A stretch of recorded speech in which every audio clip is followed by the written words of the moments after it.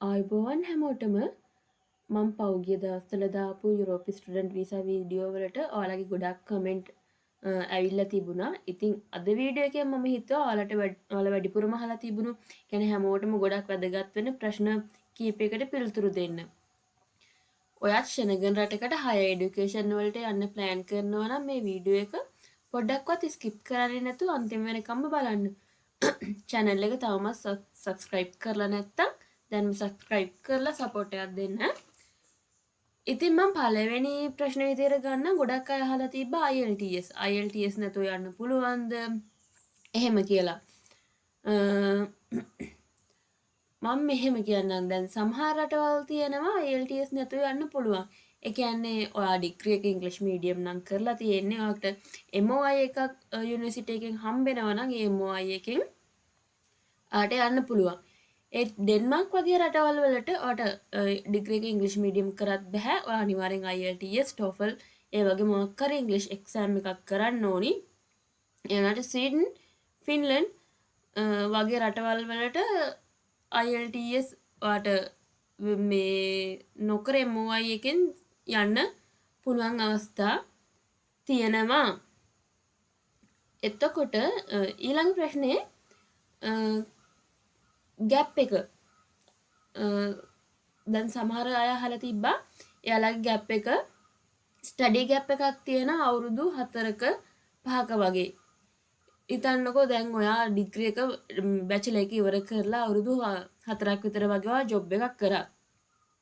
ඔයා ඒ අවුරුදු 4 5 ඇතුළත ඔයා ඉගෙන ගන්නේ නැතුව ජොබ් එකක් කළා නම් ඔයාට පුළුවන් ඔයා මේ ගැප් එක ඇතුලේ මේ ජොබ් එක කරා ඔයාගේ එක්ස්පීරියන්ස් හදාගත්තා කියලා ඒ දේවල් ඔප්පු කරන්න පුළුවන් නම් ඒ කියන්නේ වගේ සර්විස් ලෙටර්ස් ඒ වගේ දේවල් හදාගෙන ඔයාට පුළුවන් එවුවා වීසා එක දාද්දි ඔයාට ඒ දේවල් දාන්න. එතකොට SOP එකක් ලියද්දි ඒ ගැප් එක ඇතුලේ මෙන්න මේ දේවල් මම කරා කියන එක පැහැදිලිව ලිව්වා නම් ඔයාට කිසි ප්‍රශ්නයක් වෙන්නේ නැහැ. අනිත් එක තමයි තව අහලා තිබ්බා part time job ගැන. සාමාන්‍යයෙන් ගොඩාක් යුරෝප් රටවල් වල සතියට පැය 20ක් වැඩ කරන්න පුළුවන්. සමයකදී ඔයාට ලිමිට් එකක් නැහැ ස්ටුඩන්ට් ඩිපෙන්ඩන්ට් එකක් යනවා නම් ඩිපෙන්ඩන්ට් වැඩ කරන්න පුළුවන් ෆුල් ටයිම් කිසිම ලිමිට් එකක් නැතුව. ගොඩාක් රටවල ඔයාට ස්කෝලර්ෂිප් එකක් නැතුව ඔයා යනවා නම් ඔයා සිංගල් ස්ටුඩන්ට් විදියට යනවා නම් ඔයාට ඇත්තටම අමාරුයි ඒ කොස් ෆී එක ගෙවාගෙන ඔයාගේ ලිවිං කොස්ට් එක හොයාගෙන ඒ දේවල් කරගන්න. ඩිපෙන්ඩන්ට් එක යනවා නම් ඔයාට කිසි ප්‍රශ්නයක් වෙන එකක් නැහැ. ගොඩක් වෙලාවට ඩිපෙන්ඩන්ට් ෆුල් ටයිම් වර්ක් කරන්න පුළුවන් නිසා ඔයාට කොස් ෆී එකක් ගෙවාගෙන ලිවිං කොස්ට් එකත් හොයාගෙන වැඩ කරන්න පුළුවන්. එතකොට අනිත් තව එකක් අහලා තිබ්බා ඇප්ලිකේෂන් ඕපන් වෙන කාලයක්. ඇප්ලිකේෂන් ඕපන් වෙන්න පටන් ගන්නවා ඩෙන්මාර්ක්, ස්වීඩන්, ෆින්ලන්ඩ්, එතකොට නෝර්වේ ඔය වගේ රටවල් වල මේ අවුරුද්දේ නොවැම්බර් වලින් පස්සේ ජනවාරි පෙබරවාරි විතර වගේ වෙනකම් ඕපන් වෙනවා. ඉතලි ඒ වගේ රටවල් වල නම් වෙනස් වෙනවා. මේ එතකොට ඔයාට පුළුවන් දැම්ම ඔයා IELTS ඒ වගේ මොකක් හරි ඉංග්‍රීසි එක්සෑම් එකක් කරලා එතකොට ඔයාගේ ට්‍රාන්ස්ක්‍රිප්ට් එක හදාගෙන ඩිග්‍රී සර්ටිෆිකේට් එක හදාගෙන ඒ දේවල් හදාගෙන ඔයාට ලෑස්ති වෙන්න පුළුවන් නොවැම්බර් වෙද්දී ඇප්ලයි කරන්න. පුළුවන් තරම් නොවැම්බර් වල ඇප්ලයි කරන්න බලන්න. මොකද ඔයා පස්සට යද්දී යාළුවා දැන් සමහර විට මොකක් හරි ප්‍රශ්නයක් ඉෂුව එකක් ආවොත් එimhe ඔයාට ඒකට ලෑස්ති වෙලා ඉන්න පුළුවන්. තව ගොඩක් අය අහලා තිබ්බ එකක් තමයි ඩිපෙන්ඩ් විදියට ආගේ සහකරු හෝ සහකාරිය අරගෙන යන්න පුළුවන්ද? අනිවාර්යයෙන්ම ඒ කියන්නේ දැන් ඔයා යනවා නම් ඩෙන්මාර්ක්, ස්වීඩන් ඒ වගේ ශෙනගන් රටවල් වලට ඔයාට ඩිපෙන්ඩන්ට් එකයි යන්න පුළුවන්. ඒත් මං හිතන්නේ ජර්මන් වලට බෑ. ජර්මන් වලට ඩිපෙන්ඩ් එකයි යන්න බෑ.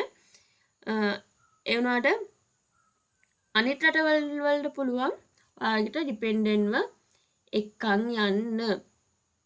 අය තව ප්‍රශ්නයක් අහලා තිබ්බා ප්‍රොසෙස් එකට කොච්චර කාලයක් යනවද කියන එක.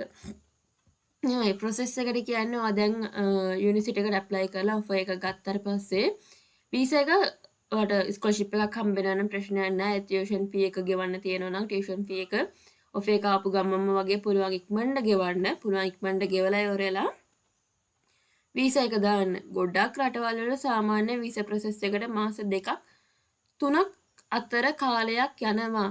ඔයාලා යන්නේ ඕටම් ඉන්ටේක් එකට නම් ඔයාලා අනිවාර්යෙන් ඕගස්ට් නැත්නම් සැප්තැම්බර් වෙද්දී ඒ රටවල් වල ඉන්න ඕනි. අනිත් තව අපි බලමු තව ප්‍රශ්නයක්. ලැන්ග්වේජ් එක ඕනිද? ලැන්ග්වේජ් එක මෙහෙමයි. දැන් ජර්මන් ඔස්ට්‍රියා වගේ යනවා නම් හොඳයි. ඔයා ජර්මන් වගේ ලැන්ග්වේජ් එකක් කරලා තියෙනවා නම්. මොකද ඔයාලට ගියාට පස්සේ ජොබ් එකක් හොයාගන්න පුළුවන්. ඒ සාමාන්‍යයෙන් ඩෙන්මාර්ක්, ස්වීඩන්, ෆින්ලන්ඩ් වගේ රටවල් වල මෙහෙ ඉඳන් ඒ ලැන්ග්වේජ් ඉගෙනගෙන යන්න ක්‍රමයක් නැහැ. ඒ නිසා ගිහිල්ලා තමයි ඉගෙන ගන්න වෙන්නේ. ඒ නිසා පුළුවන් තරම් ඔයාලා ගියපු ගමන් ලැන්ග්වේජ් ස්කූල් වලට යන්න. මොකද සමහර අය මේ ඉන්නවා නෑ අපිට ඉංග්‍රීසි විතරක් ඇති ඉංග්‍රීසි වලින් කරගත්තාම ජොබ් එකක් හොයාගන්න පුළුවන්. එහෙම කියලා. එහෙම හිතන්න එපා. චෙනගන් රටවල් වල ලැන්ග්වේජ් එක නැතුව ජොබ් එකක් හොයාගන්න එක සෑහෙන අමාරුයි. ඒ නිසා ගියපු ගමන් බලන්න ලැන්ග්වේජ් ස්කූල් එකකට ගිහිල්ලා ලැන්ග්වේජ් එක ඉගෙන ගන්න. එතකොට තව එකක් අහලා තිබ්බා මේ අර මාස්ටර් එකක් මට මාස්ටර් එකක් තියෙනවා. මාස්ටර් එකක් තියෙද්දි මට තව මාස්ටර් එකකට යන්න බැයිද කියලා. ඒකෙදි මෙහෙමයි. ඩෙන්මාර්ක් ගැන මම කතා කරන්නේ. ඩෙන්මාර්ක් වල නම් ඔයාලට මාස්ටර් එකක් තියෙනවා නම් තව මාස්ටර් එකකට යන්න පුළුවන්. හැබැයි හිතන්නකෝ ඒ කට්ටිය මේ එයාලගේ අනිත් දැන් මාස්ටර් එකක් නැතුව බැචලර් එකකින් විතරක් දාන ස්ටුඩන්ට්ස්ලා ඉන්නවනේ. ඒ ස්ටුඩන්ට්ස්ලාව බලලා ඒ අයගෙන් ඒ ස්ටඩි ප්ලේසස් ටික ෆිල් කරලා ඉවර වෙලා වේකන්ට් ස්ටඩි ප්ලේස් එකක් තිබුණොත් විතරයි ඔයාට ඒකට යන්න පුළුවන්නේ. මම හිතන්නේ ඔයාලට කරන්න තියෙන හොඳම දේ ඔයාලගේ රිසර්ච් එක්ස්පීරියන්ස් ඒ වගේ දේවල් තියෙනවා නම් රිසර්ච් පබ්ලිකේෂන් තියෙනවා නම් ඔයාලා පුළුවන් තරම් මාස්ටර් එකක් තියෙනවා නම් ආයි මාස්ටර් එකට යන්න තේරුමක් නැහැනේ. පුළුවන් තරම් PhD එකක් එකට දාන්න බලන්න. එතකොට තව එකක් ගොඩාක් අය අහලා තිබ්බා ඒජන්සි තියනවාද කියන එක. ඇත්තට මම ඒජන්සි ගැන නම් දන්නේ නැහැ. ඔයාලට වර්ක් වීසා යන්න පුළුවන් හරි එහෙම මොකක් හරි. ගොඩාක් වෙලාවට මම දන්න විදිහට රුමේනියා වගේ නම් තියෙනවා. ඒ රටවල් මම ශෙනගන් කියන්නේ ස්කැන්ඩිනේවියන් රටවල් ගැන කතා කරාදී ස්කැන්ඩිනේවියන් රටවල් වලට මම දන්න තරමින් ඒජන්සි නැහැ ඔයාලට වර්ක් වීසා යන්නත්. මොකද එයාලගේ ජොබ් ඕඩර් එකක් සාමාන්‍යයෙන් එහෙම දෙන්නේ නැහැ.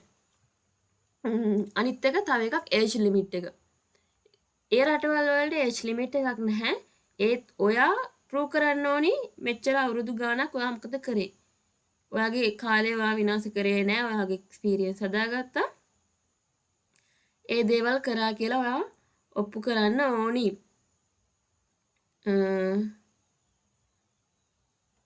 එතකොට තව අහලා තිබ්බ එකක් මං ගන්නම්. PhD එකට ස්කෝලර්ෂිප් තියෙනවද? තියෙන යුනිවර්සිටිස් මොනවද කියලා අහලා තිබුණා. PhD වලට ස්කෝලර්ෂිප් තියෙනවා. සාමාන්‍යයෙන් ශෙනගන් රටවල් වල PhD එකක් කියන්නේ ස්ටුඩන්ට් වීසා එකක් නෙවෙයි වර්ක් වීසා එකක්. ඔයාලා PhD එක කරන කාලේ ඔයාට සලකන්නේ ස්ටුඩන්ට් කෙනෙක් විදිහට නෙවෙයි.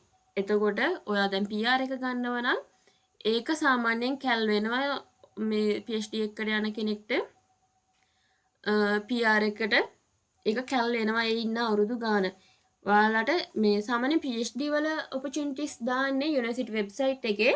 එයාලගේ අර ජොබ් පෝර්ටල් එකක් තියෙනවා. ඒ ජොබ් පෝර්ටල් එකේ තමයි PhD ගැන දාන්නේ. එතකොට ඔයාලට පුළුවන් ඒ වෙබ්සයිට් වලට ගිහිල්ලා මම උදාහරණයක් කියන්නම්. කෝපන්හේගන් යුනිවර්සිටි එකට PhD එකක් කරන්න හිතනවා කියලා හිතන්නකෝ එන්වයරන්මන්ටල් සයන්ස් සම්බන්ධව. එතකොට ඔයා කෝපන්හේගන් යුනිවර්සිටි එකේ වෙබ්සයිට් එකට ගිහිල්ලා ඒ යුනිවර්සිටි එකේ වෙබ්සයිට් එකේ ජොබ් පෝර්ටල් එකේ බලන්න PhD වලට තියෙන ස්කෝලර්ෂිප් මොනවද? එයාලා ඉල්ලන සුදුසුකම් මොනවද? එයාලා සමහර විට ඉල්ලනවා මෙච්චර අවුරුදු ගානක වට එක්ස්පීරියන්ස් එකක් තියෙන්න ඕනේ. ඔයාලට මේ විදිය රිසර්ච් පබ්ලිකේෂන් තියෙන්න ඕනේ. එහෙම කියලා. එහෙම බලලා ඇප්ලයි කරන්න. අනිත් එක එයාලා සාමාන්‍යයෙන් හොඳ සැලරි එකක් ගෙවන PhD ස්ටුඩන්ට් කෙනෙකුට. ඒ නිසා කිසි ප්‍රශ්නයක් නැහැ.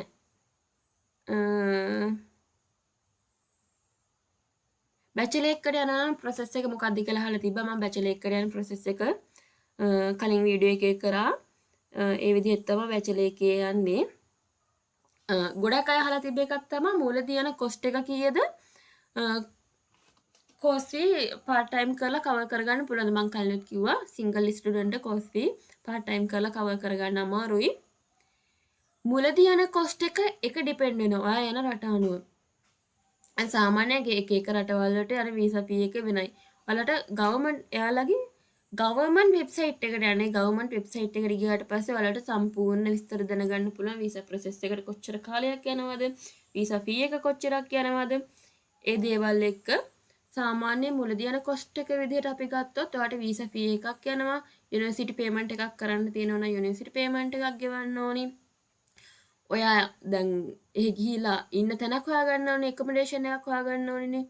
ඒ නිසා එකමඩේෂන් එකට ගෙවන්න ඕනි. ගිහිල්ලා ඔයා දැන් පර්සනල් නම්බර් එකක් හරි එහෙම නැත්නම් ඩෙන්මාර්ක් වල නම් මිට් ID එක හරි, ඒ කියන්නේ එක රටවල් වල ඒ තියෙනවා වෙනස් වෙනවා. ඒ වගේ මිට් ID එක වගේ හදාගන්නකම් ඔයාට ඒ රටවල් වල ජොබ් එකක් කරන්න බෑ. ඒ ජොබ් එකක් කරනකම් ඔයාට ජීවත් වෙන්න සල්ලි තියෙන්න ඕනි. සාමාන්‍යයෙන් මාසයක්වත් අඩුම මාසයක්වත් යනවා ඉතින්. මාස දෙක තුනකට ජීවත් වෙන්න සල්ලි අරගෙන යන්න. එතකොට අහලා තියෙන টොප් අප් ඩිග්‍රී එකකට මාස්ටර් කරන්න පුළුවන්ද කියලා. ඇත්තටම ගොඩාක් මම හිතන්නේ ඉංග්ලන්ඩ් වගේ ඒ වගේ ඇරෙන්න ශෙනගන් රටවල් වල නම් টොප් අප් එකට මාස්ටර්ස් කරන්න යන්න දෙන chances අඩුයි. එයාලා ගොඩාක් බලන්නේ normal bachelor degree එකක්. normal bachelor degree එකට තමයි මාස්ටර් එකක් ගොඩාක් වෙලාවට ගන්න ලේසි.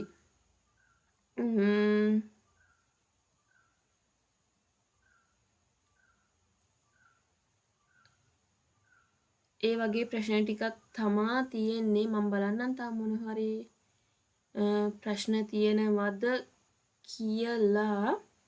එතකොට තව අය අහලා තිබ්බ මම ඉන්නේ තවත් ශෙනගන් රටක. හිතන්න මම රුමේනියාවේ ඉන්නේ. මම ඉන්නේ ඉතලි වල.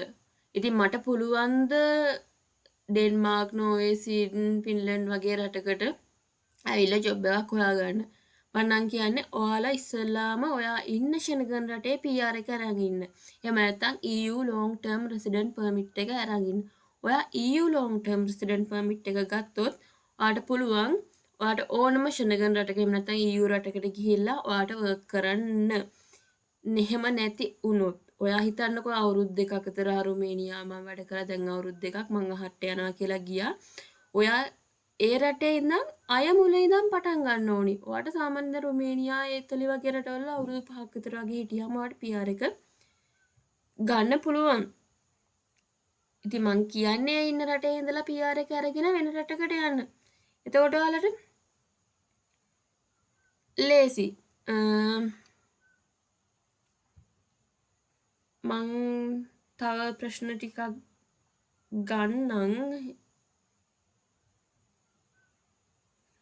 ෆැමිලි ඇප්ලයි කරන්න පුළුවන්ද, කොස්ට් එක කීයද, ඩිපෙන්ඩ් එකයි යන්න පුළුවන්ද, ඒ දේවල් ගොඩක් අහලා තියෙනවා.